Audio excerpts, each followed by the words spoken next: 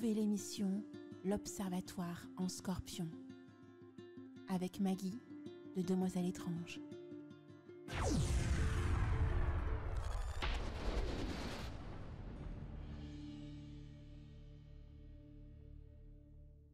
Ambiance zen et magique sur Radio Antasia. Bonsoir, bonjour, pratiquants, pratiquantes, curieuses et curieux. Bienvenue à l'Observatoire en Scorpion. Donc, moi, c'est Maggie et je suis accompagnée de Kat. Bonjour, Kat. Allô, Maggie. Bonsoir, tout le monde. Comment vas-tu en cette belle journée? Parce qu'il est 15 heures au Québec, donc on est en plein après-midi. Comment ça va de ton côté? Moi, ça va très bien. Je me sens très bien parce qu'il fait beau, il y a un beau soleil, l'air est fraîche, puis on sent bien le vent. Oui. Ici aussi, Toi? on est très bien. Hein? Tout c'est dans la région de Québec. Je suis dans la région, dans la couronne nord de Montréal. Pour ceux peut-être du Québec qui nous écoutent. Donc, la température se ressemble. C'est une de nos plus belles journées, je pense, qui annonce doucement la venue de l'été. Écoutez, j'ai sorti une jolie robe aujourd'hui pour dire. Et j'ai été cueillir des fleurs de tussilage, donc nos premiers petits soleils du printemps. C'est des petites fleurs jaunes qui ressemblent un peu au pissenlit, qui est une cousine en fait, mais qui est adventiste dans le sens qu'elle arrive avant le pissenlit. Et donc, petite récolte aujourd'hui au soleil, en jolie robe. Donc, c'est ça. Très belle journée qui est en cours de mon côté. Et en fait, là, on est avec vous pour les prochains 2 heures. On va parler de l'élément air. Mais avant, Kat, je pense que tu avais quelque chose à dire pour les scorpions, parce que nous, on est scorpionnes, n'est-ce pas? Donc, on observe ce qui se passe dans notre ciel. Et donc, Kat, tu avais quelque chose à dire pour les autres scorpions qui nous écoutent. Ben oui. Je ne sais pas s'il y en a quelques-uns qui connaissent le calendrier biodynamique, qui se trouve être un calendrier astronomique qui est beaucoup utilisé pour l'agriculture et puis les lunaisons et puis les énergies avec la Terre et les planètes. Étant donné que la Lune est dans la constellation depuis hier, vendredi à 1h du matin, elle est dans la constellation du Scorpion jusqu'à demain. Demain dimanche, à 5h du matin. Donc, c'est un temps propice pour faire attention à soi. C'est un temps aussi où ce qu'il faut... théoriquement, si on veut passer un bon reste du mois, et c'est l'importance de prendre soin à ce que nos 3 jours en constellation du Scorpion se passent bien, parce que ça reflète le reste du mois, comment est-ce qu'on va se sentir. Ah, c'est super. Donc, moi, je suis contente. C'est une belle journée que je suis en train de passer. Donc, ça s'annonce bien pour le mois à venir. Donc, aujourd'hui, merci Kat pour cette petite parenthèse bien sympathique. Donc, aujourd'hui, on continue notre quadruple, notre mission de 4 éléments.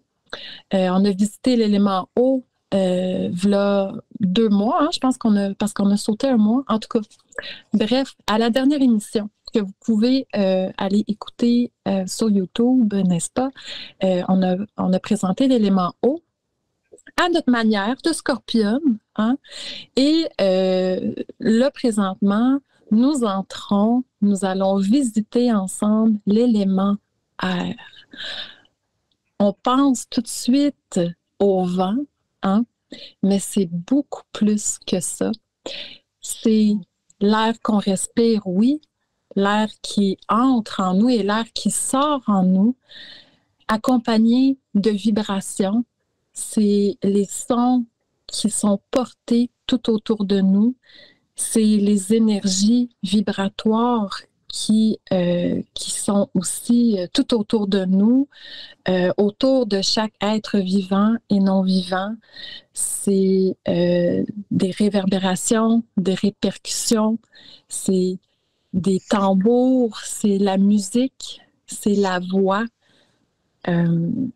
Puis, au travers de tout ça, il y a plein de choses intéressantes qu'on va visiter.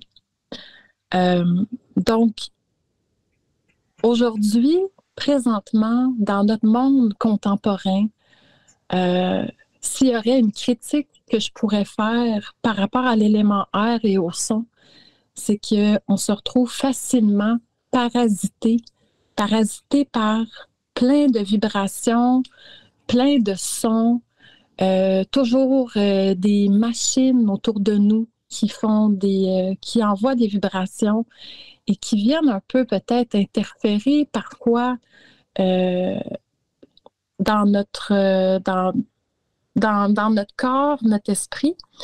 Et au travers de l'émission, je pense qu'on va pouvoir découvrir un peu pourquoi. J'ai plein de faits intéressants à vous raconter qui ont un aspect magique et qui, bien sûr, comme j'aime beaucoup dire, parfois la science vient confirmer des impressions que l'humanité a mis le doigt dessus. Et donc, on va s'amuser un peu à visiter tout ça ensemble et à prendre soin peut-être aussi avec plein de choses qu'on va vous proposer au travers de l'émission, mais comment prendre soin de cette énergie-là qui émane de nous, qui est répercutée et qui nous revient aussi, parce que on retrouve ça dans l'échange beaucoup. Et donc, on va visiter tout ça pour prendre soin un peu plus de cet aspect-là, autant dans le matériel que dans l'immatériel. Et de là, on va parler un peu de magie, veux pas. Donc, donnez-moi un petit instant. Donc, je voulais commencer. En fait, quand j'ai abordé cette étude-là, parce que je me plonge pendant une semaine avant l'émission, puis parfois un peu avant aussi, on se plonge dans un sujet pour ma part et j'essaie des fois de trouver une porte d'entrée vers l'élément, voir qu'est-ce qu'il y a à me dire. Et là, j'ai mes petits moments de bibliomancie, j'ai mes petits moments de questionnement, j'ai des moments où est-ce que j'attends un peu l'inspiration ou que je me retrouve comme un petit rat de bibliothèque à chercher un peu partout pour trouver ce qui doit être trouvé pour partager avec vous. Et j'ai eu envie, je suis une fan inconditionnelle du Seigneur des Anneaux. Et si on connaît un peu, si on est allé un peu plus loin que l'histoire de Bilbo le Hobbit, eh bien, moi, j'ai été très impressionnée par le Silmarillion. Pour ceux qui connaissent, le début, en fait, M. Tolkien a élaboré une création de son monde, de son univers, et au travers de ça, les dieux, déesses qui se sont occupés de créer le monde l'ont fait au travers de la musique. Et donc, je me suis demandé, mais où est-ce que M. Tolkien s'est inspiré pour s'imaginer des êtres qui veulent créer un monde, les êtres humains, d'autres êtres, les elfes, les nains et tout ça. Et comment il en est venu peut-être à vouloir, c'est ça, à explorer l'aspect musical dans la création du monde. Donc, on parle là de cosmogonie, n'est-ce pas? Et donc, j'ai commencé à chercher un peu là-dessus et j'ai pas nécessairement trouvé réponse. Des fois, quand on lit un peu sur tout ça, il y a certaines personnes qui disent qu'il s'est inspiré de la mythologie nordique. Mais encore, il y a des choses qui s'ouvrent tout seul dans mon ordinateur, désolée. Mais encore, c'est pas clair. Il y en a qui disent que non et tout ça. Fait que là, je m'amusais à lire tout ça. Mais ça m'a amené à une conversation, hein, donc élément R au niveau de l'intelligence, de l'échange, de ce qu'on pense, hein, de l'inspiration. Donc, j'étais portée, veux pas, par ça. Et j'ai eu une conversation intéressante avec mon bien-aimé qui m'a parlé d'une cosmogonie, parce que je lui parlais justement de M. Tolkien et du Silmarillion, et il m'a dit qu'il y avait une cosmogonie qui expliquait la création du monde par un peu le contraire. Donc, je vais vous expliquer tout ça. Dans l'alphabet hébraïque, on trouve ça aussi dans la mythologie nordique et probablement d'autres mythologies, je ne les connais pas toutes, mais ces deux-là ont amené quelque chose d'intéressant par rapport à cet élément R-là, à la cosmogonie. Donc, quand on se penche sur l'alphabet hébraïque, il y a la cosmogonie qui suit un peu les lettres. Hein? Il y a comme une espèce d'histoire. Dans la mythologie nordique, on a ça aussi. Chaque rune est à sa place pour expliquer la création du monde. Et la première lettre hébraïque se nomme Aleph. Aleph. Et cette lettre-là, elle est très intéressante parce qu'elle est muette, sauf quand elle est accompagnée. Donc, quand mon bien-aimé m'a exprimé ça, j'ai fait, mais c'est absolument magnifique. Avant même d'émettre une vibration de création, il y a quelque chose qui a pris conscience qu'il existait dans le silence avant d'émettre une vibration, une énergie créateur pour créer le monde. Et j'ai trouvé ça vraiment beau, tout à fait élément R, hein, parce qu'on est justement dans cette idée-là de prendre conscience, hein, avant, de prendre conscience de son existence avant d'aller vers l'extérieur. Donc, c'est ça. Puis, donc, il y a Alep, et Alep, elle est aussi proche d'un animal en particulier qui est le bœuf.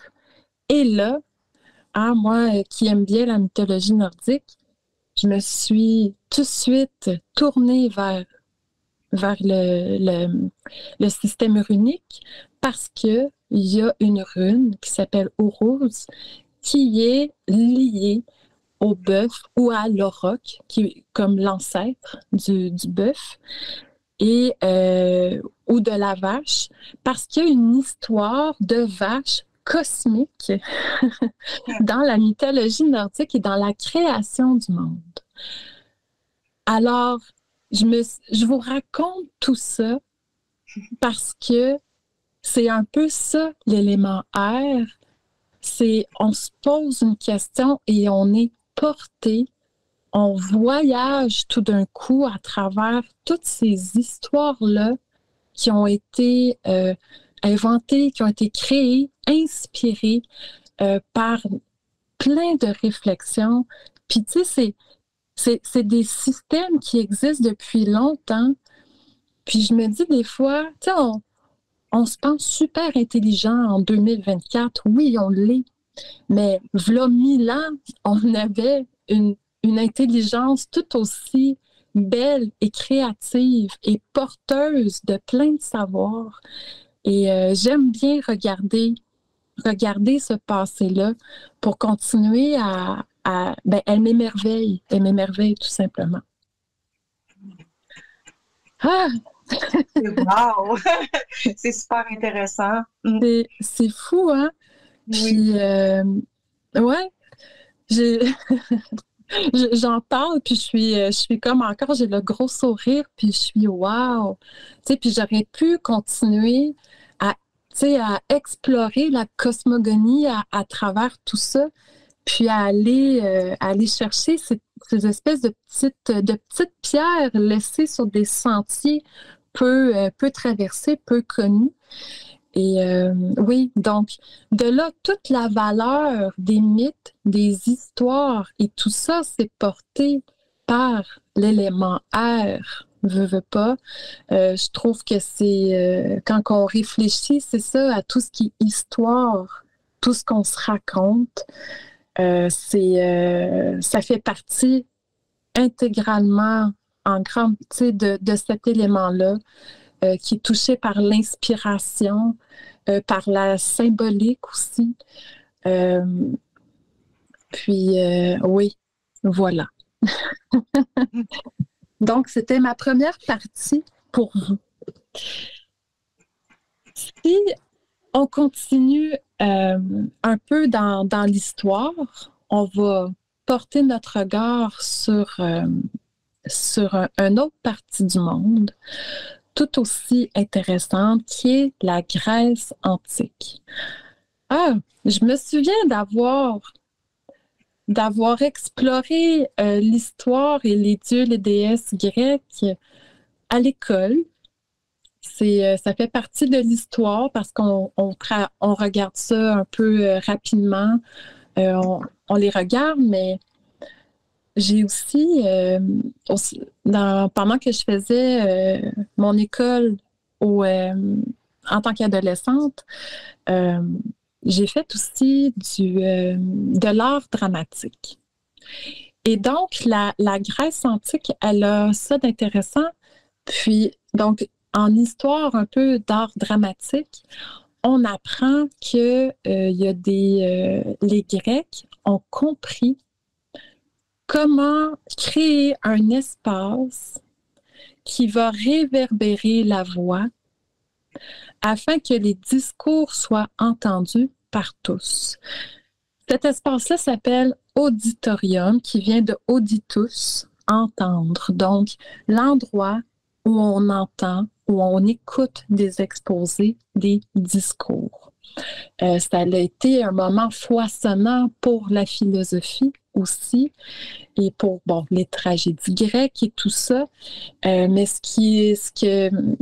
qui m'a vraiment frappée, parce que j'étais dans la recherche de l'élément air et cette compréhension de l'espace et de la voix, pour que quand je me retrouve en plein milieu de l'auditorium, sur notre X, hein, comme on pourrait dire, je pense que ça vient peut-être un peu de là, cette expression, mais je peux parler à voix haute sans crier comme une rock star, mais tout le monde, ma voix va être réverbérée et tout le monde va entendre ce que j'ai à dire à cet endroit précis. Donc, il y a une belle précision, une belle compréhension des vibrations de la voix et comment qu'elle se répercute autour de nous pour qu'elle soit porteuse puis qu'on puisse parler sans perdre la voix. Puis on se sert encore de ça aujourd'hui. On a des beaux endroits de spectacle, notamment quand on va voir des orchestres qui ont des auditoriums qui sont encore, veux pas, travaillés pour qu'on puisse entendre de partout la musique et que ça soit agréable. Donc ça, c'est quand même une science qui est encore là, mais ça vient de la Grèce antique, veux pas, donc ça vient de très loin. J'aimais bien à me rappeler de ça, aussi au travers de notre rencontre ce soir.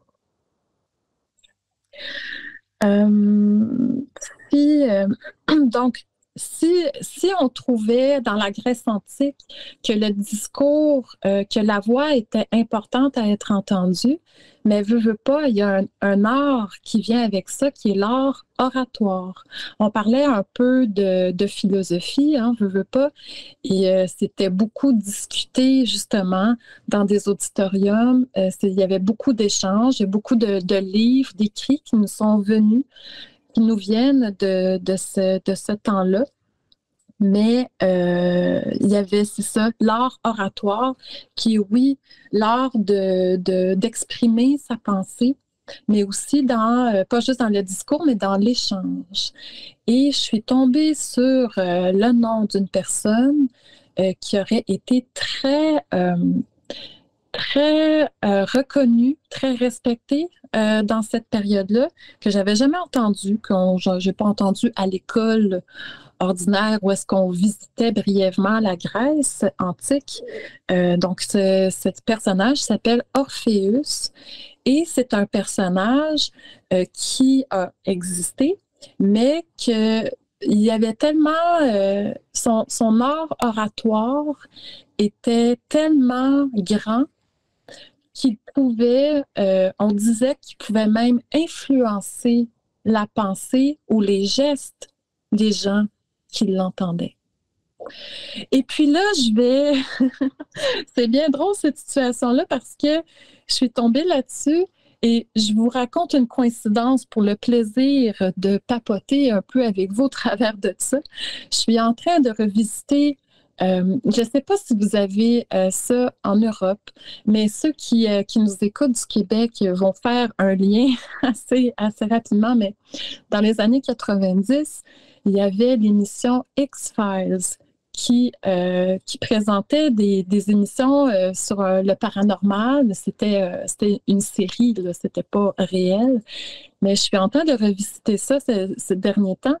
Et puis, dans le même 24 heures, je me retrouve à lire sur l'art oratoire et de cet Orpheus qui justement, il y a un livre qui va sortir prochainement sur ce personnage-là, que je me suis mis en précommande d'ailleurs, parce que je me suis dit, il faut absolument que je connaisse un peu plus ce personnage et cet art oratoire qui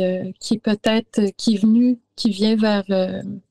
pour pas que ça soit oublié, en fait, que quelqu'un a fait revivre au travers d'un livre. Mais c'est ça, il y avait une émission de X-Files, justement, où est-ce que les enquêteurs de paranormal poursuivaient un monsieur qui avait cette faculté-là, par la parole, d'influencer les gens dans leurs gestes. Donc, s'il te disait que le bâton dans ta main était un serpent, et bien tout d'un coup, tu voyais un serpent. Et c'est ça. J'ai trouvé ça drôle un peu de voir cette coïncidence-là. Ça fait juste me dire que ma recherche était dans le bon sens, en quelque part. Oui, je vois Sophien qui reconnaît, oui, Scully et Mulder, exactement. Donc, quand on a des petites coïncidences, même en regardant X-Files, ça fait bien sourire. Fait qu'en tout cas, je m'étais dit, je vais raconter ça pour le plaisir de raconter. C'est ça, c'est des petites coïncidences aussi qui peuvent arriver d'une drôle de manière, mais qui nous font sourire. Et je pense que les énergies sont pas là juste pour être sérieuses, mais faire des clins d'œil dans des endroits inusités aussi. Je pense que ça fait partie de la magie et de la beauté de tout ça. Et puis moi, ça me fait penser, tu parles d'influencer avec le pouvoir des mots, tu sais. Oui. Puis ça me fait penser que moi, je me suis comme un petit peu attardée au langage des oiseaux. Ah, intéressant. Ouais, parce que finalement, le langage des oiseaux, c'est l'étude du sens caché des mots. Et puis souvent qu'on peut dire qu'on peut saisir un double sens à un mot ou comprendre son sens profond. Fait Oui. que, puis, tu sais, y a personne qui sait pourquoi c'est appelé comme ça, mais bref, tu sais, on peut faire un petit lien avec l'oiseau qui fait un trait d'union entre le ciel et la terre, mais aussi pour être considéré comme un messager qui venait peut-être chanter des chansons pour que les paroles échappent aux humains. Ah, oui, Ouais. c'est beau. Puis pour comprendre l'intérêt d'un mot qui peut être changé ou qui peut être juste prononcé avec un certain son. Exemple, comme je pourrais dire exemple le mot sacré. Sacré, ça peut être ça s'écrit S-A-C-R-E-E, mais dans le sens sacré, en voulant dire de créer, que cela crée quelque chose, tu sais. Ah, cela crée, oui. Ben oui, c'est vrai. Ouais. Fait que, mais on utilise la langue des oiseaux à tous les jours à notre insu, là, tu sais, mais on prend pas tout le temps connaissance de ce qu'on dit. Puis en mettant de l'avant vraiment la puissance des mots agencés ensemble, bien, ces mots-là peuvent créer une pensée, OK, que ça forme comme un élan de pensée pour devenir une croyance. Puis cette croyance-là, elle va former un comportement, une action ou une réaction. Fait que c'est super intéressant parce que c'est aussi bien de prendre des mots qui sont adéquats à ce que tu veux transformer dans ta vie ou à ce que tu veux faire. Parce que si tu prends des mots qui ne sont pas adéquats, ça peut engendrer une genre de paralysie de la pensée, une espèce de bug du cerveau. Puis ça va bloquer toutes les possibilités de réflexion, puis les actions, puis l'évolution que tu veux faire dans l'avenir. Donc, c'est super précieux de prendre conscience de ce qu'on dit, puis des mots qu'on applique, surtout quand on converse avec les gens. Oui. Fait que c'est intéressant ce que tu dis là avec le bonhomme en question qui pouvait, je me souviens pas de l'auteur, là, ou est-ce que, comme tu disais, le dernier personnage que tu parlais? Orpheus, oui. Orpheus, ouais. Pour la puissance de ces mots là, qui étaient capables d'influencer puis de faire passer un message très facilement, mais c'est justement avec les sons et le langage des oiseaux qui est inné en soi, puis qu'on est habitué aussi à entendre, mais qu'on ne prend pas nécessairement attention. Oui, alors je comprends l'espèce d'un deuxième niveau un peu qui vient, c'est comme faire un imprimé dans l'inconscient par le choix des mots qu'on fait. Oui. Puis au travers de ça, tu as aussi les silences qui peuvent être porteurs, hein? Quand on veut que quelqu'un réfléchisse à ce qu'on vient de dire, on va faire une pause. Quand on a besoin, tu sais, il y a comme, il y a un art aussi autour de ça qu'on voit en art dramatique. Hein? Je parlais un petit peu plus tôt, on apprend ça. Mais oui, cette impression-là d'un deuxième niveau, dans ce qui est caché dans les mots, c'est super intéressant ce que tu dis. Puis on les répète aussi souvent, là, puis on leur donne de l'énergie à ces mots-là, parce qu'ils possèdent une vibration. Fait qu'automatiquement, consciemment, ils impactent notre vie. Mm-hmm. Fait que c'est intéressant. Puis dans l'invocation ou dans l'intention aussi, c'est super important de dire des mots qui vont vers l'avant, tu sais, qui vont avoir une vibration propre, qui va aussi fonctionner comme un écho vers l'univers pour que ça soit entendu, tu sais, parce que ce qu'on envoie dans l'univers, ce qui vibre en nous, c'est nos pensées, ce qu'on dit, ce qu'on fait, mais c'est comme un miroir. Fait que c'est ça, c'est important de mettre vraiment une attention particulière. En tout cas, moi, je trouve que c'est important parce que ça l'influence beaucoup aussi les gens aussi qui sont autour de nous. Tu sais, si on veut être porteur de bonheur, c'est pas le temps de commencer à rentrer dans un groupe ou une pièce où il y a des gens puis dire des choses malsaines ou qui sont porteur de tristesse ou de quoi, là, ça va influencer les personnes qui sont là, ils vont sentir l'émotion. Fait que c'est ça là, que j'essaie de démystifier en disant que le langage des oiseaux, il est très important. Là, Oui. Puis, il y a quelque chose de très puissant au niveau des mots parce que en magie, et je pense que dans la vie de tous les jours, on porte plein de sentiments, d'émotions en nous, notre histoire et tout ça. Et quand on se retrouve à dire les choses, on les rend tangibles tant qu'à moi. Tu sais, tu as une phase où est-ce que les choses sont dans ta tête, où est-ce que tu réfléchis. Elles n'ont pas vraiment de conséquences à l'extérieur de toi tant que c'est en toi. C'est sûr, jusqu'à un certain niveau, là, on peut ressentir l'énergie qui t'envahit aussi. Mais quand que tu mets des mots sur ce qui se passe, il y a comme une espèce de fixation ou de validation qu'on va faire. Puis ça, c'est super important. Comme tu dis, d'essayer de tendre vers quelque chose qui va nous garder dans une énergie plus noble, mettons, que même si ça ne va pas aussi, de prendre soin de ce qu'on dit pour essayer de garder, c'est ça, une énergie plus positive, plus apaisante aussi, même si ce n'est pas toujours évident, mais de le faire d'être conscient de ça. Oui, je trouve ça vraiment... ouais.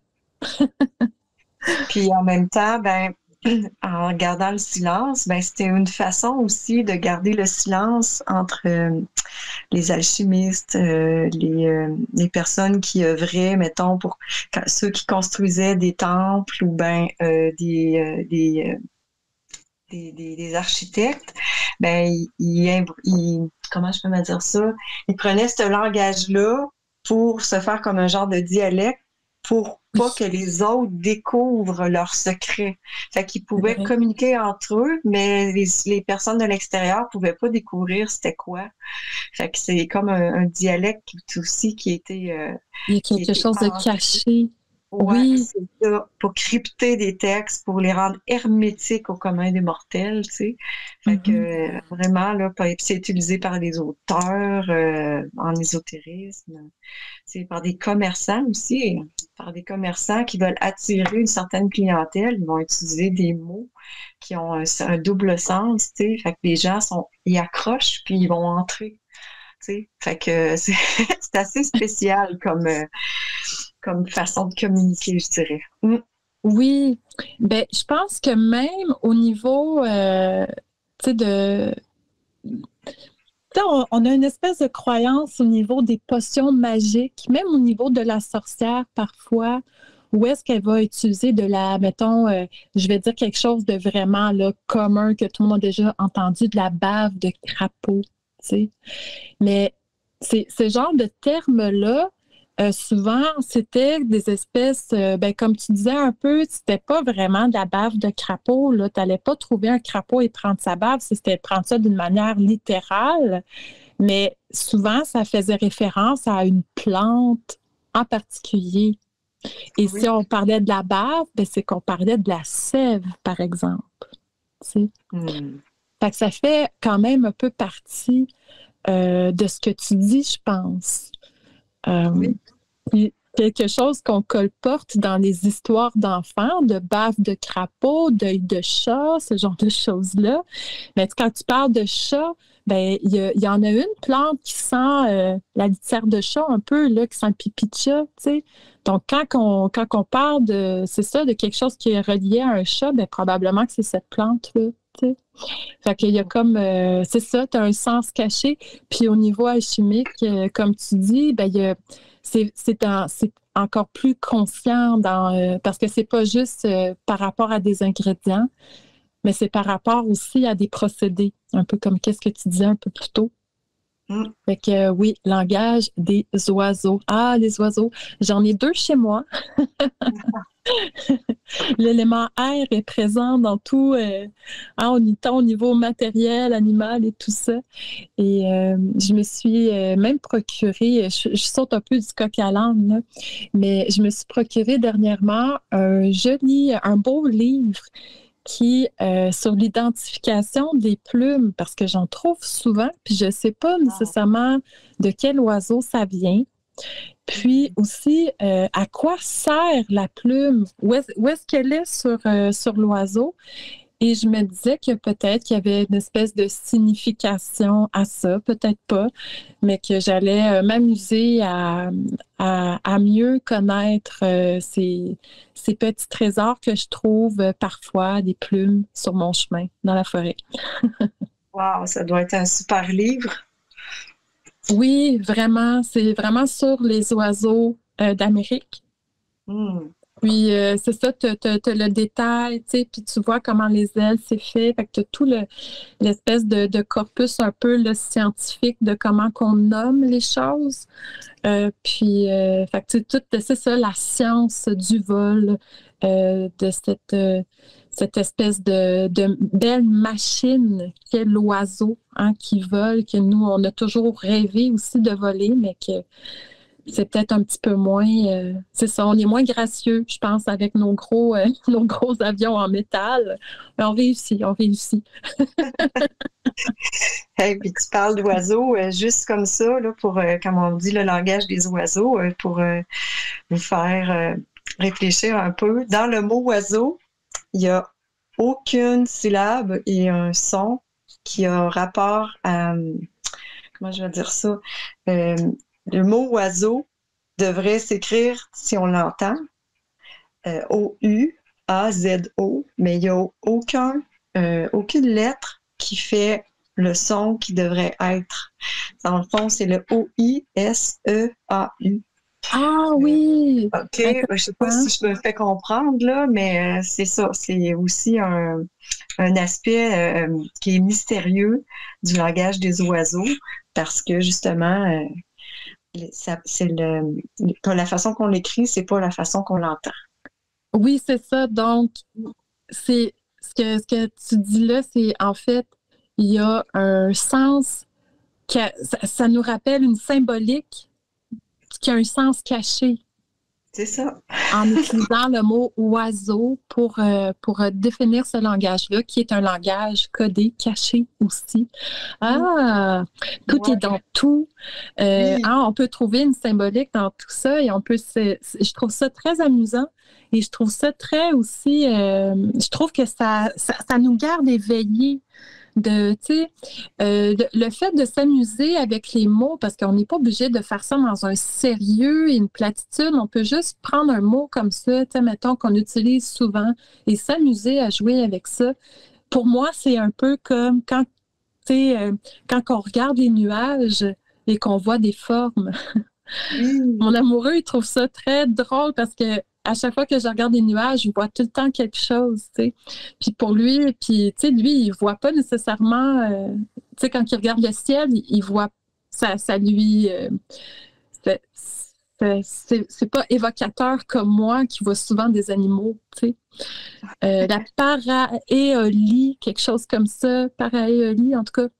Ça ressemble à ça comme mot pour définir cette faculté de voir autre chose dans les nuages que le nuage en tant que tel.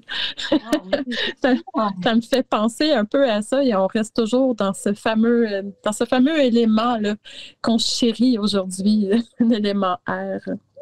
Puis pour terminer, un petit jeu de mots qu'on peut dire que quand on prend conscience du pouvoir que l'on a, de la magie, de tout transformer. Donc, la magie, l'âme agit. Wow! Oui, c'est vrai. Il faut que je l'écrive. L'âme agit. C'est tellement vrai. Il y en a d'autres, mais il y en a tellement beaucoup d'autres, mais c'est ça. Peut-être je pourrais en glisser un une fois de temps en temps dans l'émission. Oui, absolument. Et curiosité comme ça, Kat, toi qui t'intéresse beaucoup à ce langage-là, caché, est-ce que tu restes comme sensible à certains mots puis à jouer avec pour trouver le sens qui va être évoqué en toi-même, ou est-ce que tu lis un peu sur le sujet? Oui, ça m'arrive des fois de plonger un petit moment, de lire sur le sujet, mais tu sais, les mots, moi, je trouve que c'est important, puis tu sais, les synonymes aussi, la création d'une phrase pour essayer d'emporter la personne, pas l'interlocuteur, mais la personne qui lit, pour se faire comprendre aussi. Des fois, il y a une certaine tournure de phrase. Oui, je m'amuse avec les mots. Oui, je m'amuse beaucoup avec les mots, surtout pour ma pratique, puis pour mes intentions. Je fais vraiment beaucoup attention à ça. Toi? Moi, je te dirais pas que je fais du langage des oiseaux comme vraiment intensément, mais globalement dans ma vie, je fais attention aux mots que j'utilise. Je suis lente dans ma manière de m'exprimer parce que je trouve justement que c'est important les mots qu'on emploie pour s'exprimer envers une autre personne. Je trouve que l'art oratoire, tu sais, j'en parlais un peu par rapport à la Grèce, je trouve que, tu sais, pas tout le monde, mais d'une manière générale, les gens, on dirait que on a moins de vocabulaire, on prend pas le temps de bien s'exprimer.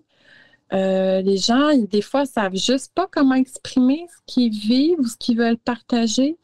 Et pour moi, c'est une action très consciente quand que je parle. C'est rare que tu vas me poser une question puis que ça va être bref. Parce que je trouve que les nuances sont importantes. Puis en même temps, tu sais, la manière qu'on agit, la manière qu'on s'exprime, aussi quand tu prends le temps de t'exprimer, l'espèce de signal que tu donnes à l'autre personne, ton interlocuteur, c'est que lui aussi a le droit de prendre le temps de s'exprimer puis de réfléchir avant d'émettre des mots, tu sais. Puis même des fois de reprendre un mot puis de faire non, c'est peut-être pas tout à fait ça, tu sais, puis je trouve que ça élabore, ça élargit, ça enrichit la communication. En tout cas, c'est ça. Fait que non, pas vraiment le langage des oiseaux, malgré que c'est quelque chose que j'admire, que j'entends beaucoup parler par mon amoureux, qui est dans la recherche et la pratique alchimique. Donc, forcément, j'en entends parler. Il y a des choses que peut-être que je ne le vois plus parce que justement, je le vis, mais qui fait partie du langage. Mais oui, c'est ça. C'est d'une manière, c'est d'un autre point de vue, je pense que je le pratique, je te dirais, dans l'art oratoire que j'essaie de tendre vers. Oui, c'est intéressant vraiment ce que tu dis parce que le fait aussi d'avoir une conversation, d'échanger des sons et des mots pour vibrer des émotions ou vibrer un échange particulier, c'est important aussi de laisser l'espace à l'autre personne pour s'exprimer avant de prendre la parole plutôt que d'enterrer par d'autres mots rapides et inconscients, de vouloir enterrer l'autre personne à vouloir mettre son mot. Fait que oui, je trouve que le fait de parler tranquillement, de prendre son temps, comme on dit en espagnol, despacio, en blague, despacio. Parle tranquillement, fais-toi entendre, tu sais, il y a pas de presse. Je pense que oui, tu as tout à fait raison, puis je pense que ça va même m'inciter et m'influencer à plus prendre mon temps pour trouver les vrais mots quand je veux exprimer quelque chose, plutôt que de le dire rapidement puis de vouloir m'en débarrasser. Oui. Ouais, fait que j'aime ton propos, je trouve que c'est sage et conscient, puis ça en prend aussi de la lenteur et de la douceur dans la communication parce qu'on est submergé puis on est agressé par tellement, tellement de sons que c'est comme le silence et la lenteur et de soi. C'est Oui, oui. Autant que des fois, tu sais, mes enfants, bon, j'habite dans une maison, donc des fois, on n'est pas dans la même pièce. Et mon garçon, des fois, maman, puis il commence à me crier ce qu'il veut me dire, tu sais. Et là, je fais comme, non, non, non, non, non. On va pas se crier après pour s'exprimer, tu sais. Rapprochons-nous, hein, qu'on puisse se voir dans notre échange en ce que tu veux, même si c'est juste une question, tu sais. C'est ça, c'est de remettre, c'est de prendre le temps de remettre tout ça dans son... Tu sais, que tout ça est important dans l'échange. Fait que, ouais. C'est... ouais. Je vais surfer un peu sur justement l'art de la parole, hein, parce que c'était utilisé, pour en revenir un peu à l'aspect magique, c'était utilisé dans les temples. Hein. Et puis c'est de là qu'il y a eu les croyances. C'est ça qu'il y a eu des croyances magiques, parce que veux pas, dans un temple, on parle, on invoque, on dit des mots qui sont prédéterminés, hein, pour exprimer, pour faire un rite, un rituel, se mouvoir dans un espace sacré. Et donc, la magie, et par extension, bien la sorcellerie aussi s'est servie de ça. Et tellement que la définition d'une sorcière venait de deux voix qui faisaient d'elle une sorcière ou pas. C'était, je pense que je l'ai dit un peu tantôt, mais j'y reviens, c'est ça, c'est de connaître les plantes, mais encore plus que les plantes, les poisons. Il y avait ça qui définissait une personne comme une sorcière, mais aussi le pouvoir de l'invocation, donc qui est très élément air, n'est-ce pas? L'invocation des énergies que la sorcière maîtrise et transmet dans la matière. Hein? Quand que, par exemple, revenons à l'exemple de la potion, hein, que tout le monde connaît, qu'on a tous vu dans des petits bonhommes, dans des films, ou peu importe, ou qu'on a même fabriqué. Moi, j'en ai fait des potions quand j'étais petite avec du sable et des herbes que je cueillais. Mais c'est ça, comme la notion de potion, en fait, hein, c'est une invocation en soi, parce que tu vas chercher des éléments qui ont des pouvoirs, qui ont des énergies, qui ont des symboliques, et tu mets ça ensemble, et tu prends, et avec ton invocation, tu établis tout ça dans la matière, tu rends tout ça conscient et concret. On peut pas juste faire une potion sans rien dire, tu sais. Il doit y avoir des choses qui doivent être dites pour que l'esprit ait envie de l'habiter, pour que les pouvoirs des plantes se transmettent et qu'elles restent là, c'est pas juste retourner à la terre. Quand on parle du pouvoir de l'invocation, on va pas parler nécessairement d'un pouvoir d'invocation, des démons ou de ce genre d'entité. Probablement que oui, ça existe.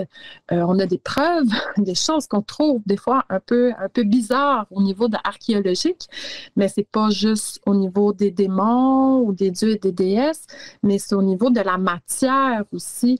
Invoquer des énergies autour de nous, les énergies de la nature, les énergies des vents, des éléments et tout ça. Donc, je pense que le pouvoir de l'invocation, c'est vraiment de mettre tout ça en branle une fois que tout ça est assemblé. Hein? C'est de garder vivant. Donc, c'était... donc, qu'est-ce que je disais? Elle connaît... donc, transmet dans la matière qu'elle connaît bien. Donc, l'art de la médecine des plantes, mais aussi des poisons. Donc, c'est un peu qu'est-ce que je disais tantôt. Excusez-moi, je me lis en même temps. Donc, si on sait invoquer, Hein? Quand on apprend la science de l'invocation, on apprend aussi par le fait même l'art de faire silence et d'écouter. Et donc, par extension, on pourrait y voir aussi les arts divinatoires qui font partie, selon moi, de l'élément air. On va se servir de la matière pour établir une communication dans la matière, mais tout ça vient des énergies invisibles. Hein? L'élément air porte ces énergies-là, veut pas. Donc, où est-ce que je m'en allais avec ça? Les arts divinatoires. Ça me fait penser un peu, j'en parle de temps à autre de cette science du fuseau, de filer la laine et tout ça, et du pendule par extension, parce que c'est ça, j'ai fait le lien dernièrement que le fuseau ressemble beaucoup au pendule, et justement, je réfléchissais à ça aujourd'hui en voyant une araignée se laisser porter sur son fil. Elle voulait comme descendre sur mon comptoir, mais elle restait entre les deux, tu sais. Puis, ça m'a fait penser justement au fuseau ou au pendule que je m'apercevais qu'il y avait un côté air, justement, le fait de tenir par un fil, puis de se mouvoir dans cet élément-là. Je trouvais ça intéressant que c'est ça, en fait, c'est comme si, parce que je vais vous parler, dans la deuxième heure, je vais vous parler vraiment des vibrations et tout ça, mais c'est ça, ça donne l'impression que ça vient chercher un peu, je comprenais pas le mécanisme de cet art divinatoire-là nécessairement. Souvent, on pense que c'est nous-mêmes, hein, d'une manière inconsciente, qui fait bouger tout ça. Mais quand on se plonge justement dans toutes ces subtilités vibratoires et énergétiques, avec ce que la science aussi peut nous en dire, je pense que à certains moments, ça peut capter ça, veut pas. À ce niveau-là. Puis c'est ça, c'est une réflexion que j'avais juste avant, un peu avant d'entrer en onde avec vous, que je vous partage comme ça, sans grande réflexion derrière, mais qui porte à se dire, ben c'est ça, à être curieux, hein, et d'aller un petit peu plus loin. Puis ça sera mieux expliqué dans la deuxième heure, veux pas. L'élément. J'ai eu une petite anecdote, moi aussi, avec l'air tantôt. Oui. Ouais, ben c'est très simple, mais j'ai fait quelques transplantations de mes plantes intérieures. Je les ai faites sur le balcon extérieur.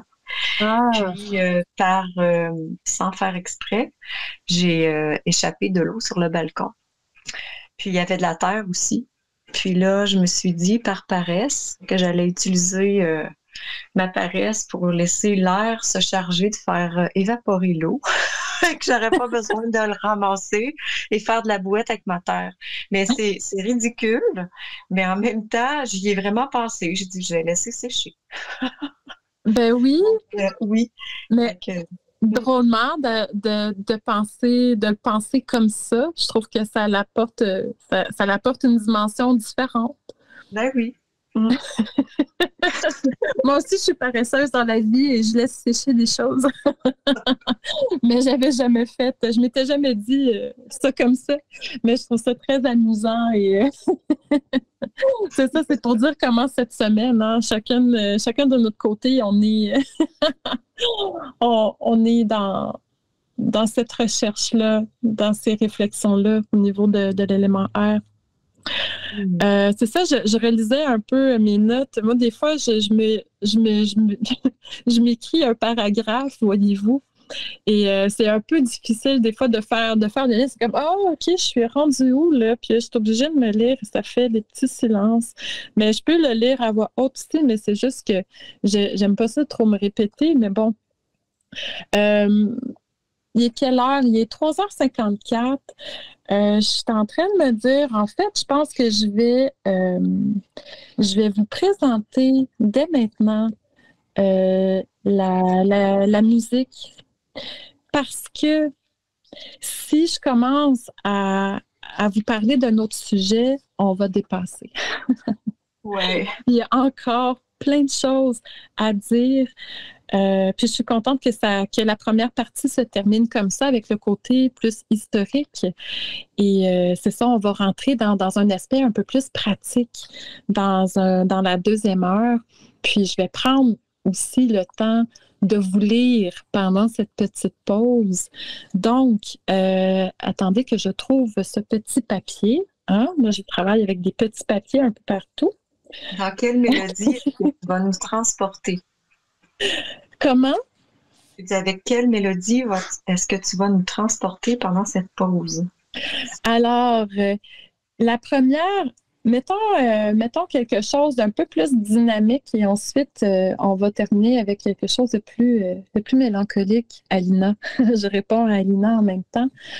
Donc, la première pièce de l'artiste John C. John C, c'est l'interprète et en fait, c'est le chanteur de Sigur Rós, mais il fait aussi des projets sur voyons, j'ai un anglicisme dans ma tête, donnez-moi un instant. Dans ses autres, dans son temps, quand il n'est pas dans le projet Sigur Rós, il fait des projets personnels au niveau de la musique, donc qui présente ça sous son prénom à lui, John C. Et donc, il a composé une magnifique pièce qui s'appelle Tornado, et c'est une des rares pièces où est-ce qu'on l'entend utiliser l'anglais, parce que sinon, soit qu'il va utiliser beaucoup sa langue natale, où il va utiliser un langage inventé. Donc, j'aime beaucoup le projet Sigur Rós pour ça, à cause du langage inventé, du fait que ce soit porté par des émotions, par des images et qu'il n'y ait pas de mots qui l'expriment. Donc, c'est un groupe que j'aime beaucoup. Donc, c'est très air. Je vais dire toute l'émission, profitons-en, c'est très air. Donc, comme concept un peu au niveau de la parole. Donc, c'est ça, il a fait une pièce qui s'appelle Tornado, ce sera la première pièce. Et ensuite, un compositeur au piano que j'adore et moi qui pratique le piano depuis quelques mois, j'espère être capable un jour de faire cette pièce moi-même au piano, peut-être pas aussi bien que M. Ludovico Einaudi, mais quand même, je ferai de mon mieux quand je serai assez bonne. Alors, sa pièce, toujours dans le thème, hein, Wind Song. Donc, on vous laisse un moment apprécier ces pièces et on vous revient pour la deuxième heure. Replay, ça s'est passé sur Radio Antasia. Radio Antasia. Bienvenue. J'espère que vous avez apprécié les deux pièces que je vous ai présentées, qui sont très chères à mon cœur, soit dit en passant. C'est des pièces qui me portent, veux pas, que j'affectionne énormément. Donc, bienvenue à cette deuxième heure. Justement, on parlait de comment qu'on allait aborder cette deuxième heure-là, moi et Kat, parce qu'on a encore plein de choses à vous partager. Donc, je vais commencer tout de suite parce qu'il y en a encore beaucoup à dire. Et aussi, c'est que vous êtes actifs sur le chat et c'est très apprécié. On vous fait un coucou, justement. Donc, c'est ça. Si jamais vous avez des questions, peut-être qu'en fin d'émission, on aura le temps d'échanger un peu avec vous. Donc, élément R, j'avais envie de vous parler un peu du langage des arbres. Il y a un excellent livre qui a été écrit sur ce sujet qui s'appelle justement La vie secrète des arbres. J'en ai déjà parlé par le passé, je crois, de Peter Wohlleben, qui est un forestier, un garde forestier, donc, qui, avec ses observations et tout ça, en est venu à écrire ce livre. Je pense qu'il en a écrit un deuxième aussi qui traîne quelque part dans mes bibliothèques.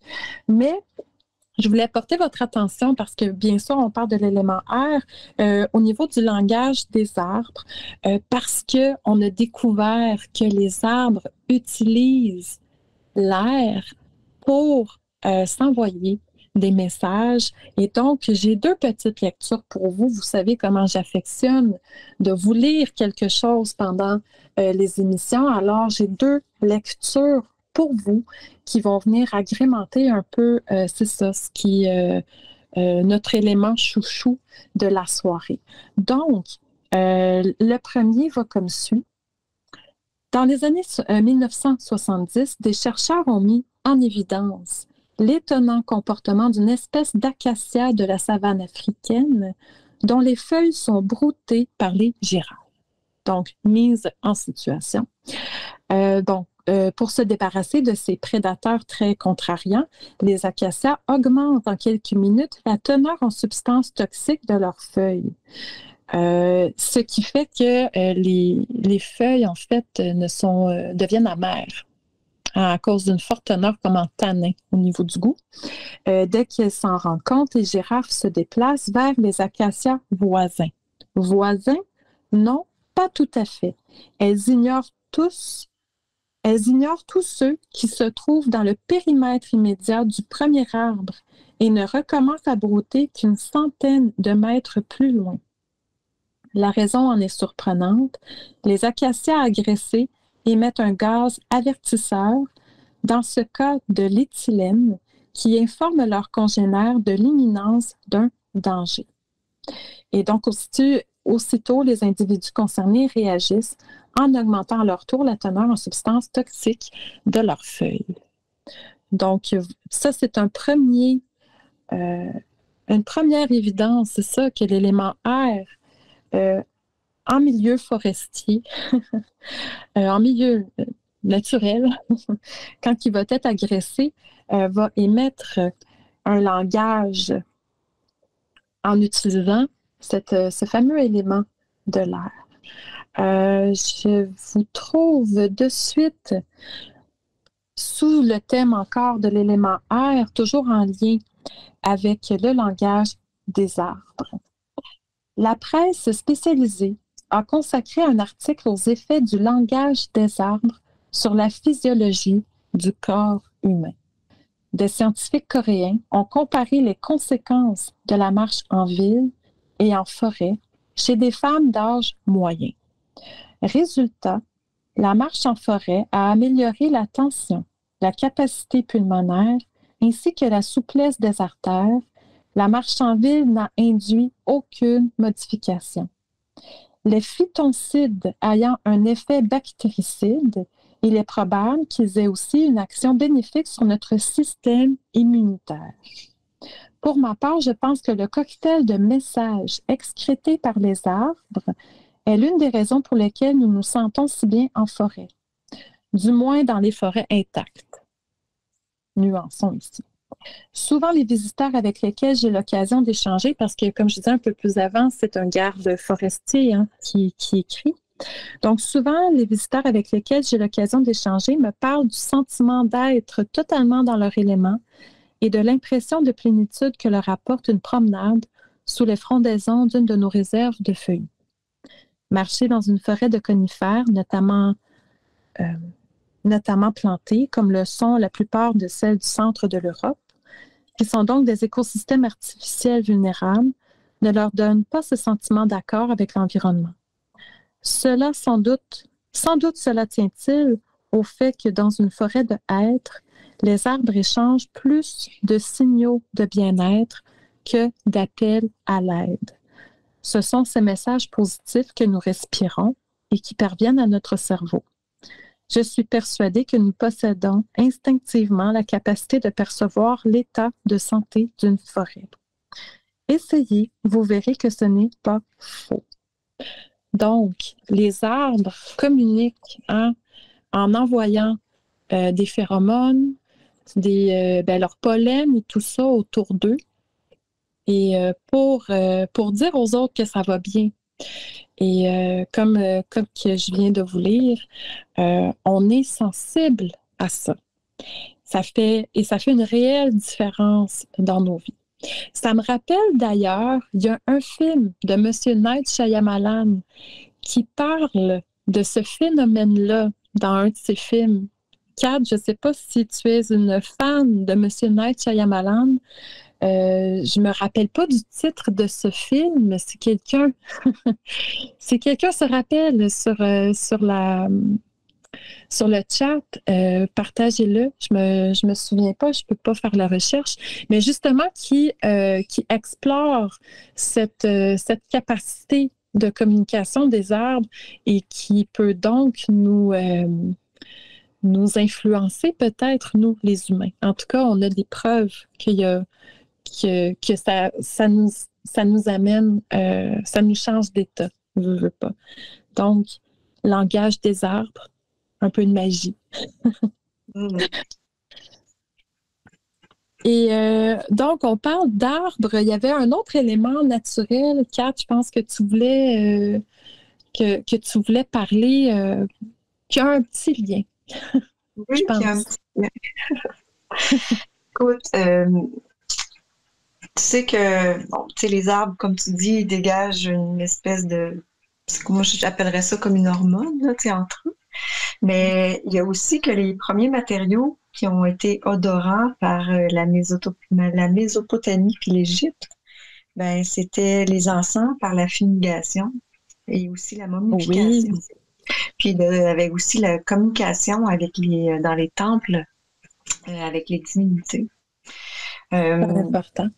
Oui, vraiment, parce que les odeurs, ils font voyager. Ils font voyager vraiment très loin. Ça peut être dans l'imaginaire. Puis, il avait compris aussi, dans ces temps anciens-là, que c'était en faisant des gestes parfumés comme ça qu'ils pouvaient aussi communiquer avec les dieux, puis transporter aussi des secrets millénaires à travers le temps. En utilisant surtout l'encens qui se trouve être de l'oliba, l'arbre le boswellia, qu'on fait donc une incision. Là, c'est un arbre qui est situé beaucoup plus en Inde. Il y en a aussi en Afrique. Et puis en Égypte, je ne suis pas certaine, mais il faudrait que je vérifie. En tout cas, au Moyen-Orient. Puis, on fait une incision dans l'arbre, ce qui lui fait couler une sève qui laisse sécher sur l'arbre et puis qu'on va cueillir par la suite et puis qui odore vraiment, vraiment beaucoup, même s'il n'est pas brûlé. Alors, c'est vraiment intéressant parce que pour eux, ça possède de nombreux mystères. Ça possédait de nombreux mystères. Ça possédait aussi des empreintes, du symbolisme, et tout devenait comme dans les souvenirs et dans les espaces intérieurs de l'âme. Donc, tout ça, c'était fumigé. On faisait brûler l'encens sur des charbons ardents ou sur des charbons qu'il faisait brûler à l'intérieur des temples. Et cette odeur-là partait en fumée dans une attitude un petit peu, comment on va dire ça, divine, avec des formes spéciales, et puis se dissout dans l'air, si je peux dire comme ça. Ce qui a aussi transformé la parfumerie. Oui.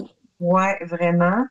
Puis, faut aussi accroître le niveau de conscience aussi dans les temples, tout ça. Et tout ça, ça vient d'un arbre. Puis, se trouve être, je pense que à l'origine, c'est 6000 ans dans l'ère avant nous, qui commençait déjà à utiliser l'encens, l'oliban, la résine de l'arbre qui est odorante pour aller plus consciemment et spirituellement au-delà et communiquer avec les dieux et ce qui est plus grand qu'eux et plus grand que nous. Oui. Donc, c'est ce que je voulais mentionner parce que je trouvais ça vraiment important de le dire parce que on associe beaucoup l'air aussi à l'encens et aux odeurs. On l'associe tellement au vent et tout ça, mais la fumigation a vraiment beaucoup d'importance pour communiquer avec l'au-delà, pour communiquer avec ce qui est plus grand que soi. Donc, c'est ça. Donc, je pourrais aussi vous dire une petite légende ancienne qui a rapport aussi à ces temps-là, puis qui a été soulignée, c'est qu'une reine perdit son royaume parce qu'elle a été attaquée par des ennemis. Donc, en larmes, elle fuya, puis tout en pleurant, toutes ces larmes de son corps sont tombées au sol et elle demandait à Dieu de la consoler pour la perte de ses enfants et de ses terres. Donc, partout où ces larmes coulèrent, des arbres aux gommes odorantes se mirent à pousser et formèrent l'arbre encens, donc l'oliban. Wow! Ouais. Très belle histoire. Oui. Puis, moi, je sais pas pour vous, mais l'encens a vraiment quelque chose d'important. Je trouve que ça vient vraiment imprimer en nous, ça vient modifier notre conscience, je trouve. Le fait de prendre un moment pour soi et de commencer par l'encens, par odorer la pièce dans laquelle on se trouve. Il y a quelque chose, c'est ça, je trouve que ça met dans la matière notre désir de cet espace-là. Puis le fait de la fumée aussi, c'est souvent on donne l'encens en offrande pour justement que quand on la brûle, c'est comme une offrande et que le message qu'on souhaite de donner ou la demande ou ce qu'on souhaite vraiment se retrouve être porté par ces bonnes odeurs-là et que donc ça met les dieux, les déesses, les énergies à laquelle qu'on croit en bonne comment qu'on dit ça, ça leur donne envie, en fait, d'accéder à la demande quand c'est accompagné par de nobles essences, de nobles encens, de nobles résines qu'ils aiment. Parce que aussi, c'est ça, c'est que ces entités-là qui sont parmi nous d'une autre manière, mais elles ont des préférences et donc quand on fait attention à ça, qu'on est attentionné, quand on fait une demande, ça fait la différence aussi à ce niveau-là. Puis le Liban est très important, on le trouve même, je pense, les rois mages, je crois que ça fait partie des cadeaux qui sont amenés à Marie quand elle donne naissance à Jésus. Pas que je veux parler de catholicisme, mais tu sais, pour moi, c'est des mythes, c'est des histoires qui ont tout autant d'intérêt que n'importe quelle histoire au-delà de la religion. Et donc, c'est ça. Le Liban était très prisé dans les temples et tout ça, et se retrouve, c'est ça, dans une histoire très importante, je veux pas, pour l'histoire humaine à ce niveau-là. Mais tu sais que il y a des vertus thérapeutiques aussi à l'encens, puis c'est un peu pour ça aussi qu'ils l'ont apporté dans cette histoire-là avec Marie, c'est parce que elle peut soigner des maladies pulmonaires, l'hépatite, puis faciliter la cicatrisation. Ah oui. Puis même être antibactérienne, le Liban, tu sais, l'encens. Fait que tu sais, ça avait ses vertus thérapeutiques et intentionnel et spirituel aussi, là, tu sais, c'est sûr que c'était symbolique, mais il y avait aussi tout ça autour de l'oliban. Oui, du choix de l'oliban dans ce mythe. Puis, il y a des peuples encore aujourd'hui qui n'ont pas vraiment accès à l'eau et qui vont se fumiger pour se laver, se nettoyer le corps, vont faire des fumigations au lieu d'utiliser de l'eau parce qu'ils n'ont pas accès comme nous facilement. Ici au Québec, hein, on est dans une abondance d'eau.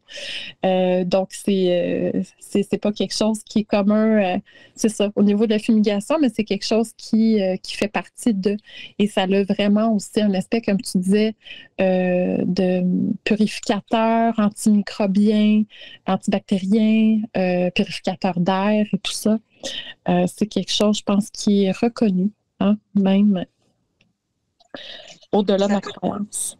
Puis ça peut transporter aussi, sans nécessairement, comme on parlait tantôt, on disait qu'on pouvait garder aussi un certain silence sans évoquer de mots, pour aussi être dans un état zen et de bien-être, sans nécessairement invoquer aucune intention. Il était aussi très, très commun de seulement faire brûler de l'encens en gardant le silence, juste pour s'honorer, tu sais, parce qu'on peut purifier avec l'encens, on peut envoyer des messages à l'au-delà, on peut communiquer des intentions, mais aussi l'encens ou les fumigations qui font partie de l'élément air sont là aussi pour s'honorer en tant qu'être humain, en tant qu'être sensible.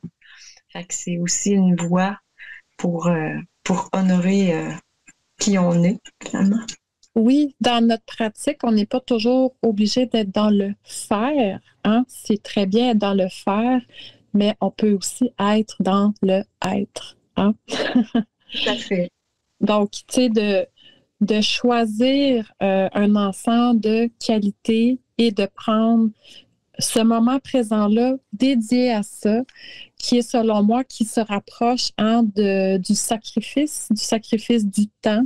Je pourrais l'utiliser à faire quelque chose dans ma vie d'humain de tous les jours, faire ma vaisselle, faire mes, tu sais, mais je le prends pour un moment de qualité dans le moment présent, être dans le être, avec quelque chose de, c'est ça, avec un encens.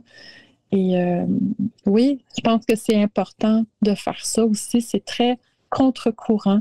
C'est très... c'est ça, je trouve qu'il y a quelque chose de très aussi anti... qui va à l'encontre de ce que la société, des fois, nous porte à faire. Et donc, ces gestes-là sont encore plus sacrés et importants, je pense, dans ces temps de maintenant.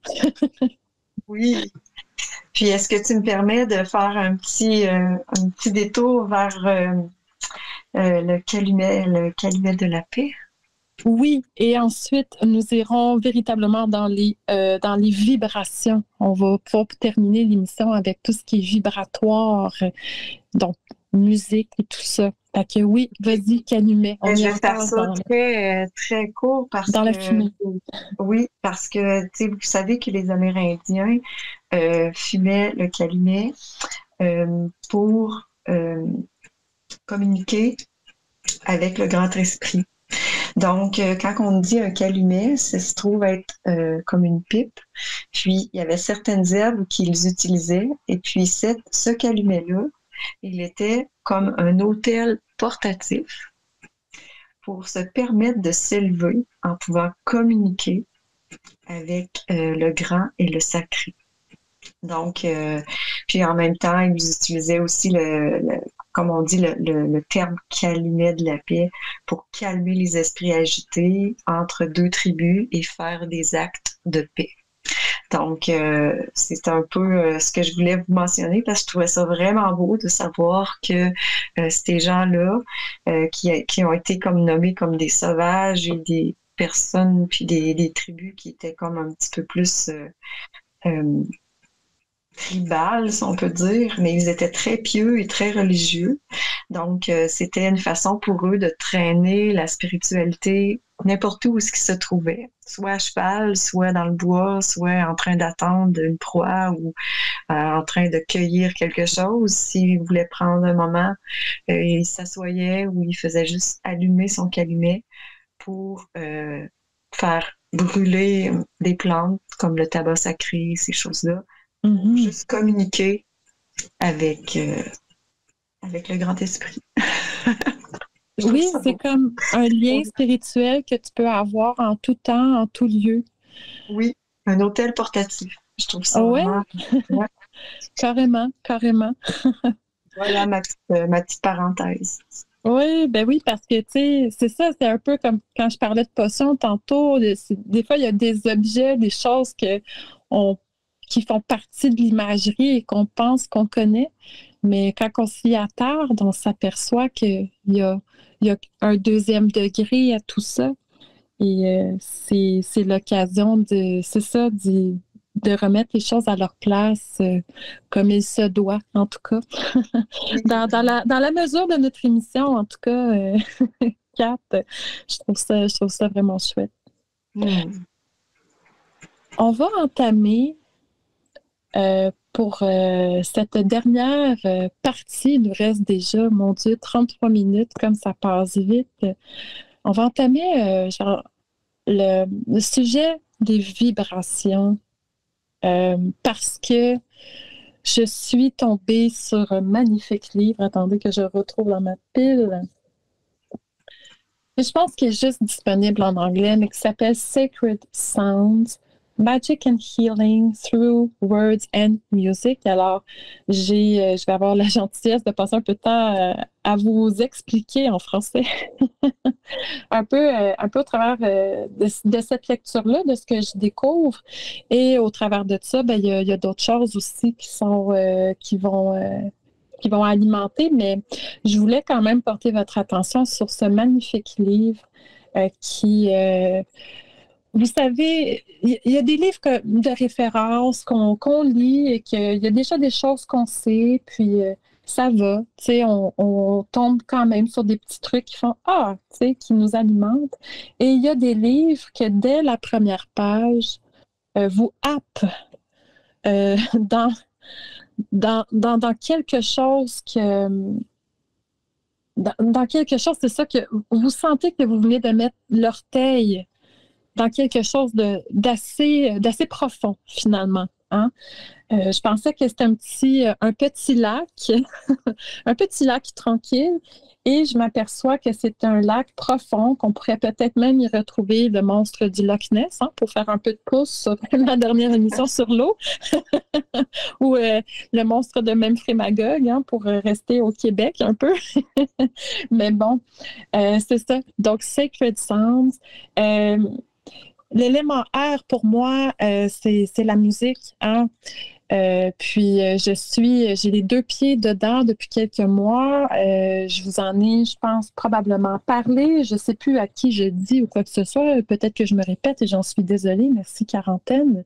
Mais je me suis permis d'apprendre le piano, quelque chose que j'ai toujours rêvé depuis que je suis petite. Et je me suis permis, juste à mes 40 ans, de réaliser que je pouvais le faire.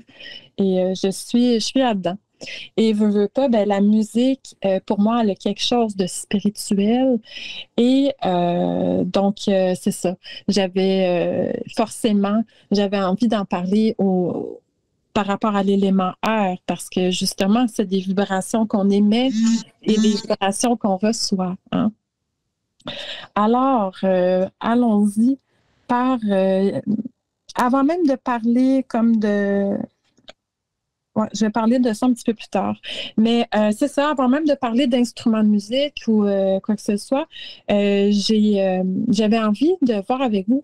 Ça va un peu, ça me fait penser un peu au langage des oiseaux, même si ça n'a pas, le lien est vraiment tout petit. Mais j'avais envie de vous parler, de vous proposer, si c'est quelque chose que vous ne connaissez pas, d'explorer le champ des voyelles. C'est quelque chose que j'ai entendu parler un peu dernièrement, par-ci, par-là, même je pourrais vous dire que plus que dernièrement, mais j'avais jamais vraiment porté attention et là, je me retrouve en recherche pour éléments R, chant, voyelle. Je me suis donc plongée un peu dans cette expérimentation et j'ai trouvé, c'est ça, j'ai trouvé quelque chose de très beau que je vous invite à expérimenter, le chant des voyelles. Je suis tombée, dans mon exploration, je suis tombée sur un vidéo YouTube en français où est-ce qu'il explique très bien que tu peux faire un peu l'essai avec la personne qui fait la vidéo. parce qu'il fait les sons et on peut le faire avec lui. Et donc, je vous invite à faire cette recherche. Pour vous donner exemple, c'est ça, c'est quelque chose qui est utilisé depuis très longtemps au niveau des voyelles. Même moi, personnellement, ça m'a surpris parce que c'est ça, je m'étais fait un petit lexique que je trouve plus, là, mais exemple, la lettre O. O a quelque chose de rond, a quelque chose de rassembleur, fait penser à un nid, fait du bien. C'est comme un gros câlin.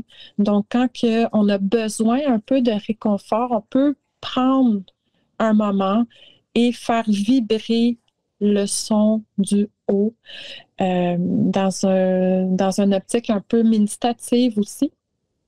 Parce que c'est ça, si on parle de méditation, de yoga, c'est des choses des fois qu'on fait à la fin avec le Om, notamment. Donc, ça vient rechercher un peu ce côté-là aussi du Om, qui est un son universel qui est utilisé depuis très longtemps. Donc, en plus, c'est que ces sons-là sont porteurs d'égrégores, veut pas, parce que ça est utilisé depuis la nuit des temps. Et pour parler un peu des voyelles, juste pour comme petit fait intéressant, je vous parlais un petit peu plus tôt de l'alphabet hébraïque. Et dans cet alphabet-là, il n'y a pas de voyelles.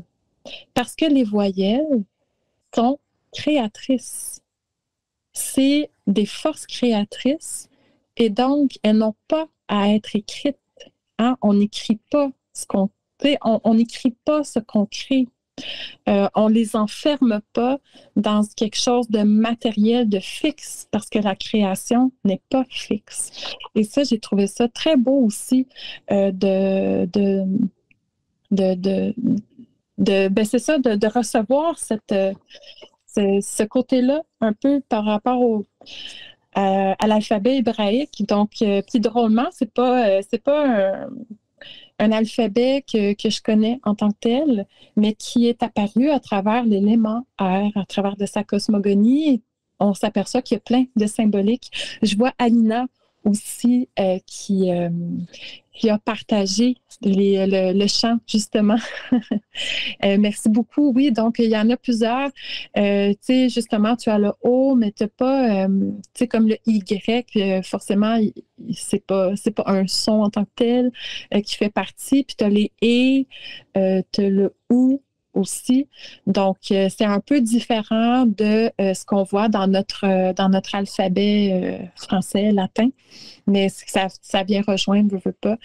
Et donc, c'est ça, je pense qu'on a juste un petit aparté. Ça s'appelle La Belle Verte, le film dont je parlais tantôt, La Belle Verte, je vais le prendre en note parce que je me rappelais pas.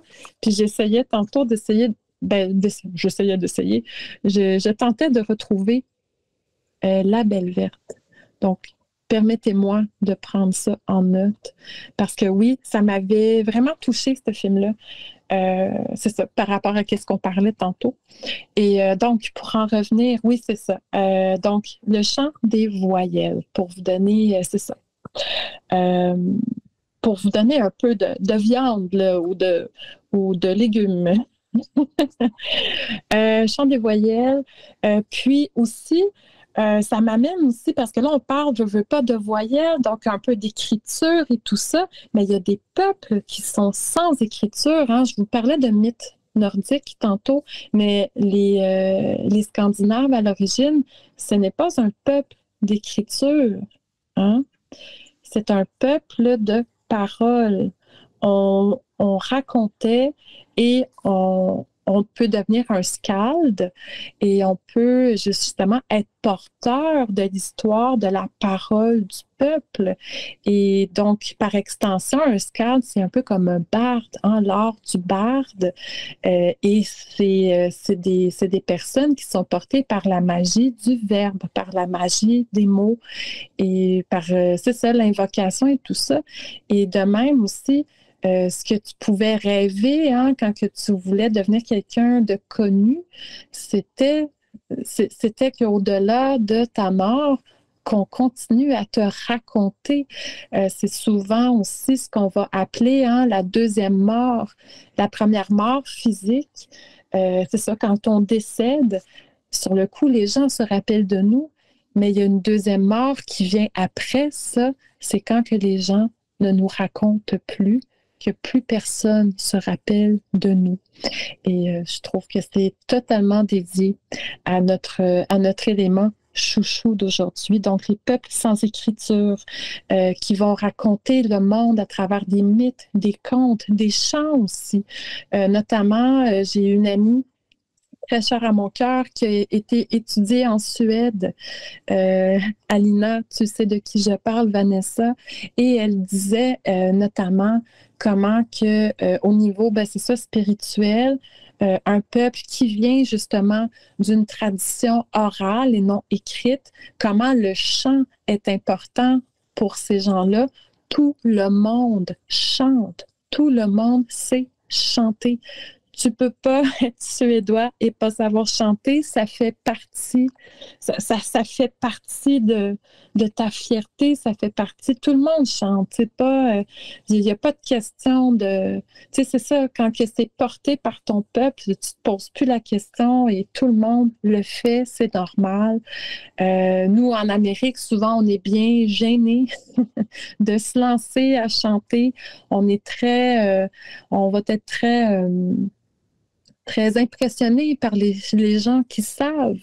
Mais c'est ça. En Suède, notamment, c'est pas quelque chose dont on se pose la question. On chante. On parlait d'oiseaux tantôt et de divination. Eh bien, imaginez-vous que il y a une divination qui existe par rapport aux oiseaux. Notamment, j'avais fait une recherche sur le corbeau. Puis, pour m'apercevoir que si ce n'est pas les Grecs, encore une fois, nos chers Grecs, c'est un peuple qui est dans cette région-là, mais tu avais des personnes qui pratiquaient la divination en regardant les vols ou comment les corbeaux agissaient.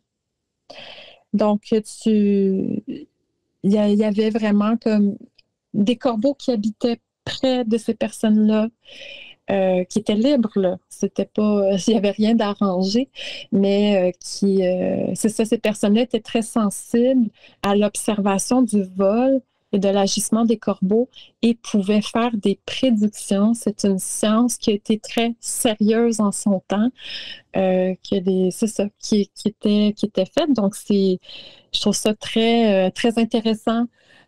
Puis, il y a aussi, ça me rappelle cette méthode divinatoire-là qui existait.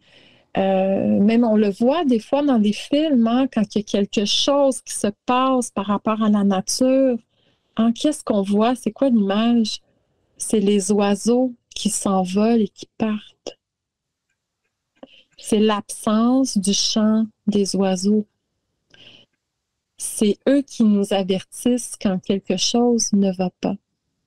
Donc, parce que c'est ça, ils sont au perché, ils voient beaucoup plus ce qui se passe autour que nous, ont un ressenti aussi autre que nous. C'est ça, les deux pieds sur terre qu'on ne peut pas avoir, qui est très différent. Et probablement peut-être aussi avec ce qu'on parlait tantôt, ces espèces de phéromones que les arbres se partagent pour s'avertir, eh bien peut-être que les oiseaux en sont aussi sensibles, pourquoi pas. La science nous dira un jour, quelqu'un s'intéressera à cette question et pourra nous confirmer que tout est lié.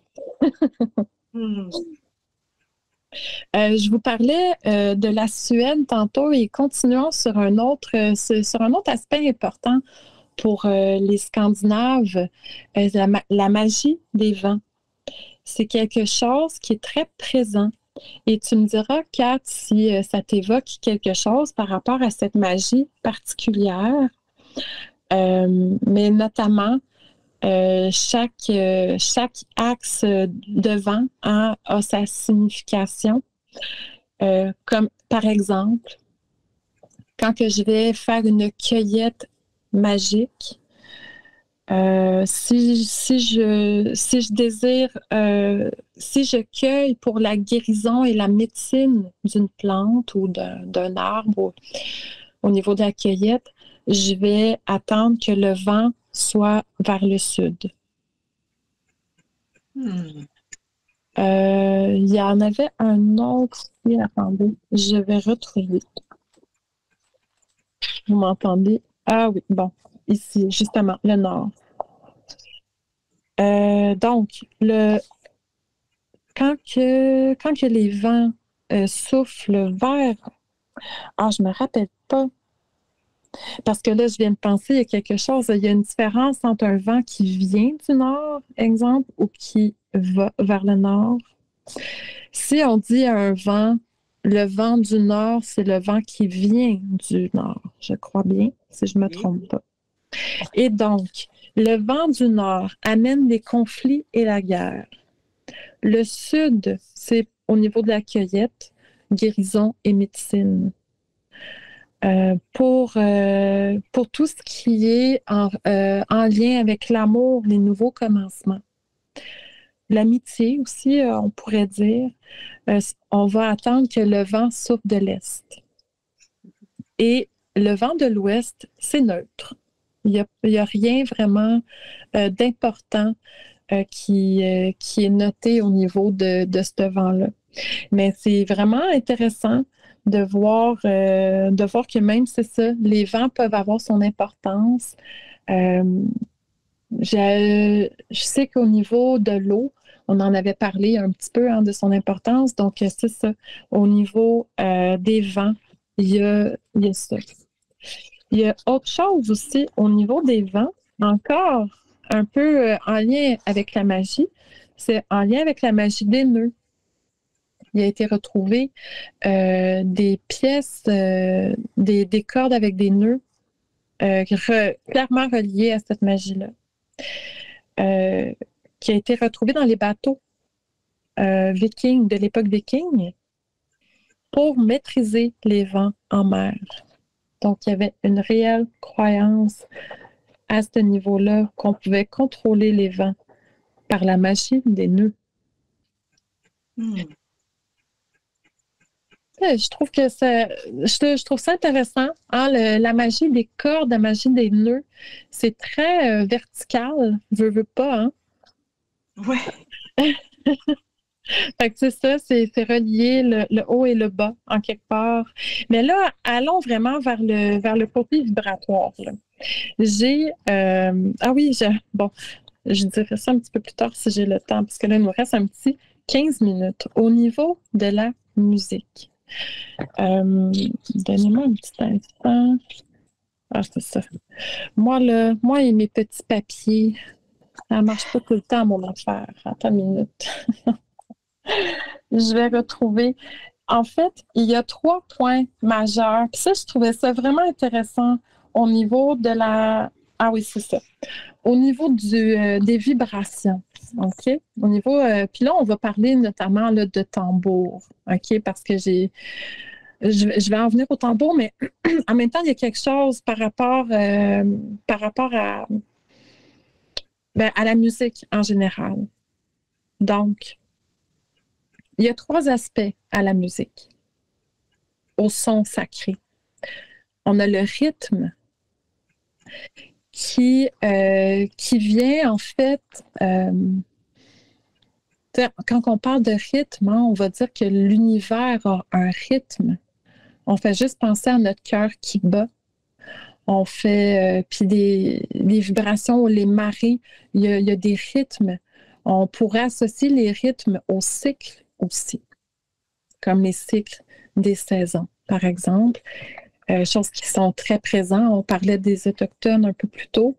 Donc, c'est quelque chose qui est très présent. Donc, le rythme qui met en mouvement, hein, c'est le mouvement de l'univers, en fait. On a la mélodie qui vient de l'interaction entre nous et le divin, la mélodie. Et on a aussi l'harmonie. L'harmonie qui est l'interaction entre chacun de nous. Et quand que je parlais tantôt, justement, des personnes, des contes, des gens qui racontent, des skaldes, des bardes, eh bien, il y a un côté très harmonique avec cette fameuse phrase, hein, « Il était une fois ». Quand on débute une histoire, d'entrer dans cette phase d'harmonie, harmoniser les cœurs, les pensées vers l'écoute d'une histoire, d'un mythe, de quelque chose qu'on va apprendre aussi. Puis pour en comprendre aussi les sens cachés au-delà de l'histoire qui peut nous faire rire, il y a des choses toujours à comprendre derrière. Et donc, le skalde, le barde, le conteur va raconter, il va toujours commencer par une invocation pour amener les gens à être en harmonie dans une écoute commune. C'est très beau, je trouve, dit comme ça. Donc, au niveau du rythme, ça m'intéresse beaucoup parce que, comme vous le savez, j'ai un tambour. Hein? Et donc, il y a le rythme vient travailler le milieu du corps, le chakra au niveau des organes génitaux, le chakra aussi au niveau du plexus solaire. Il vient travailler ce qui est au centre. Ce qui est au centre, hein, va être travaillé pour relier le haut et le bas. C'est super important. Donc, le rythme va venir travailler ça. Ce qui était intéressant aussi à noter, c'est on voit ça souvent même dans les films. Hein, on revient à des choses un peu clichés, mais je trouve ça chouette parce que ça nous permet de les comprendre, ces clichés-là, parce qu'ils ont un véritable sens. Quand on regarde un film et qu'il y a des séances de vaudou, hein, c'est souvent au battement de tambour rapide, hein, il y a des danses, il y a des danses très rythmées et il y a souvent un aspect un peu, comment je pourrais dire ça? Ben, il y a une espèce d'énergie sexuelle alentour de ça. Hein? Et mais c'est véritablement utilisé au niveau rythmique parce que l'énergie sexuelle viendrait aider justement à dénouer un peu. Je parle pas là je parle de chakra, je parle énergétiquement. Je parle pas de plus que ça. Ça, pour le reste, on verra. Mais juste au niveau énergétique, au niveau du chakra qui est... c'est quoi le nom de ce chakra-là, Cap? Parce que comme ça, c'est pas le chakra sexuel ou des organes sexuels. Il y a un nom probablement un peu plus noble. Le chakra de base ou le chakra sacré? Ce serait peut-être plus le je pourrais pas te dire. J'ai comme mes livres à côté de moi, mais le temps me taraude un peu. Mais si c'est autour du plexus solaire, ça serait peut-être plus le chakra sacré. Ce serait le chakra sacré. Ah, mais si on l'appelle dans le chakra sacré, dans ce cas-là, même c'est encore plus intéressant, je trouve. Ah, c'est ça, moi, je perds mes petits papiers, ça va pas bien. Mais OK, donc ce serait le chakra sacré. Et donc, on utilise les rythmes pour éveiller ces chakras-là qui sont au centre de notre corps pour justement entrer en transe, hein, de faire le lien entre le haut et le bas et le haut. Et donc, au niveau vaudou, ce que je lisais justement dans Sacred Sounds, c'est que c'est vraiment utilisé. Donc, cette espèce de cliché-là, de voir les personnes vraiment danser et se faire aller le bassin d'une manière très énergique, disons-le ainsi.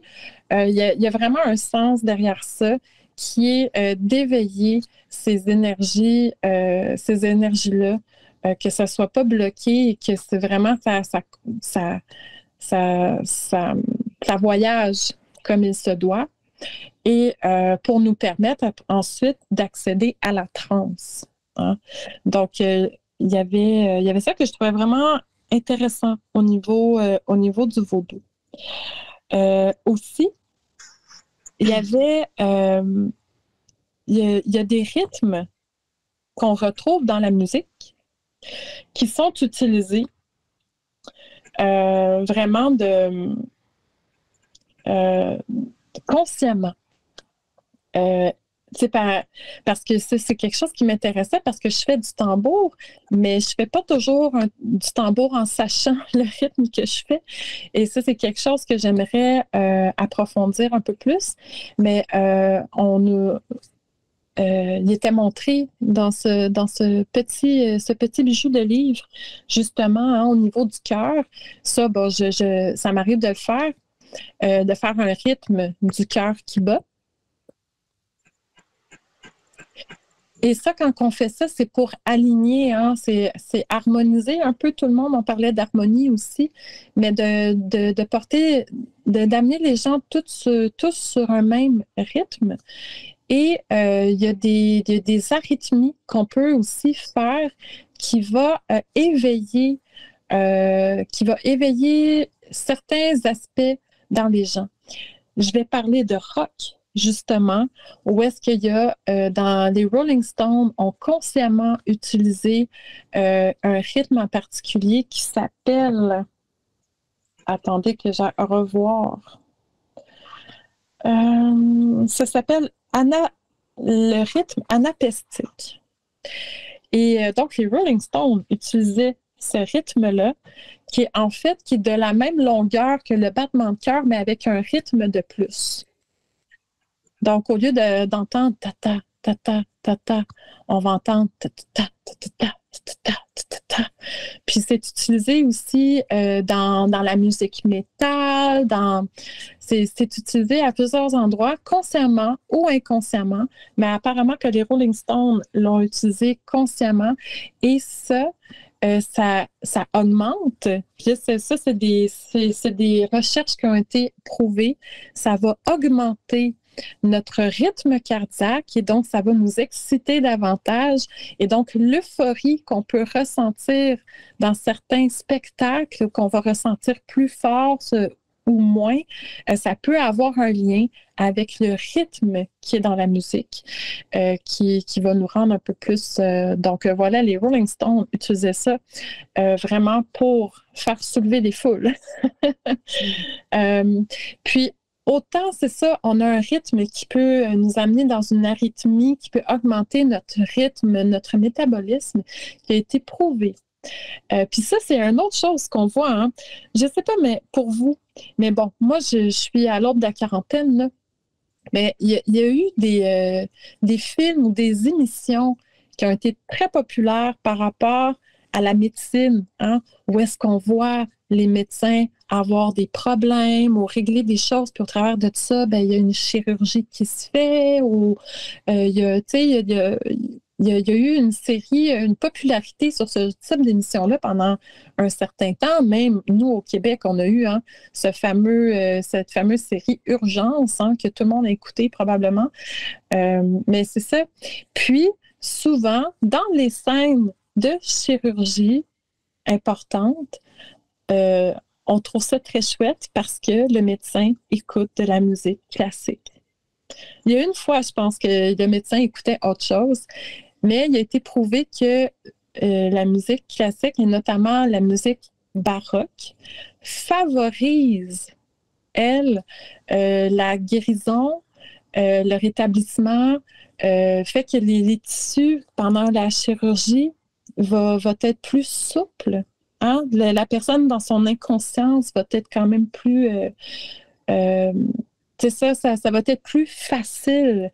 Donc, il a été prouvé que ça faisait une réelle différence pendant les chirurgies d'écouter du classique de type baroque. Donc, des fois, on voit ces petits clichés-là qui nous font sourire, mais on s'aperçoit que tous ces petites choses-là qui sont ajoutées dans les émissions, dans les films, en fait, ils ont quelque chose de spirituel, peut-être, de culte un peu.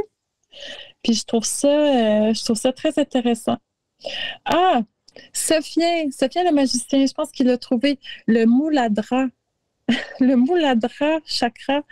Ah, là, je sais pas, le mouladra, ça me fait trop penser à mes enfants qui disent des mots étranges ces temps-ci là, pour parler d'argent. Je sais pas si c'est ça ou pas. Mais en tout cas, sinon, le deuxième chakra, le sacré, la couleur orange. Ah bon, alors, Sophia le magicien, Kat confirme au niveau du chakra tantôt que je parlais. Donc, c'est ce que je voulais vous partager au niveau du rythme notamment. Et c'est ça. Qu'il y a de choses à découvrir dans ce livre parce que là, c'est ça, j'en suis au rythme et ensuite, on aura la mélodie et l'harmonie plus en profondeur. Et donc, voilà, est-ce que je pense qu'on a traversé beaucoup de choses aujourd'hui. Kat, avais-tu un dernier mot à dire avant qu'on se quitte? Ben, tu parlais de rythme tantôt. Mm-hmm. Puis, il y a aussi la respiration qui fait une grosse différence parce que quand on a un rythme plus accéléré, on respire vraiment plus vite. Mm-hmm. Donc, ça donne, on appelle ça la respiration qui devient plus claviculaire. Fait que, tu sais, je l'utilise beaucoup parce que j'en parle parce que je fais mes respirations à tous les matins. J'ai une grosse heure de respiration à tous les matins. Puis la respiration qui est claviculaire est faite pour, en cas de danger, de stress. Ça fait une respiration qui est très rapide puis qui donne un surplus d'énergie pour réagir. Fait que le fait d'avoir un rythme avec un tambour puis qu'il soit accéléré, ben ça l'accélère aussi la respiration. Donc, la respiration est plus en haut et donne plus d'énergie au corps pour pouvoir faire ce qu'il y a à faire. Fait que c'est vraiment le fun que tu aies parlé de rythme. Je trouve ça vraiment intéressant.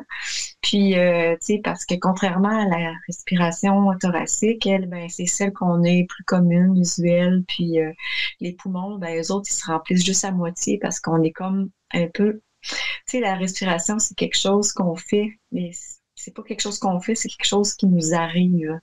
Fait que ça se trouve être dans la neutralité, mais on n'est pas habitué de respirer pleinement. Oui, c'est vrai. On appelle ça la respiration superficielle, tu sais. Fait que c'est la respiration qu'on utilise quotidiennement, mais il y a aussi la respiration abdominale qui est plus profonde, qui vient du ventre, puis dont l'air passe jusqu'en bas, elle gonfle les poumons, puis elle masse les organes de la cage thoracique.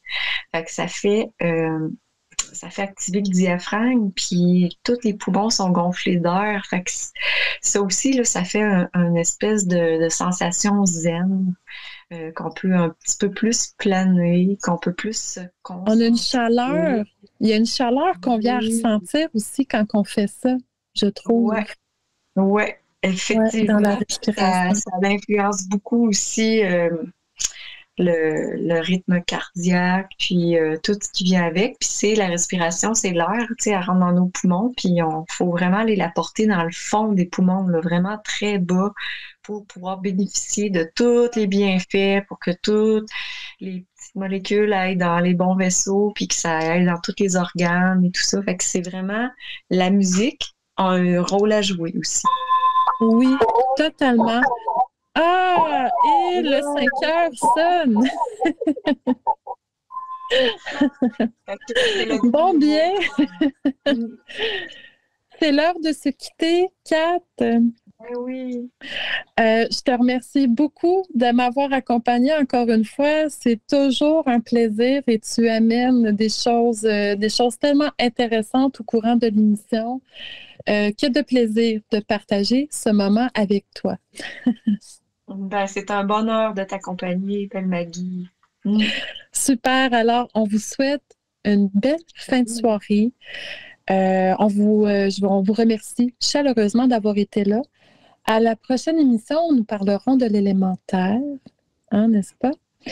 Et mais c'est ça, c'est tout. Un grand merci à Alina aussi de nous avoir accompagnés au courant de l'émission en backstage, mais toujours là, fidèle à s'assurer que tout se passe bien. Alors, un chaleureux merci à Alina et on vous souhaite une belle fin de soirée. À bientôt. Bonsoir.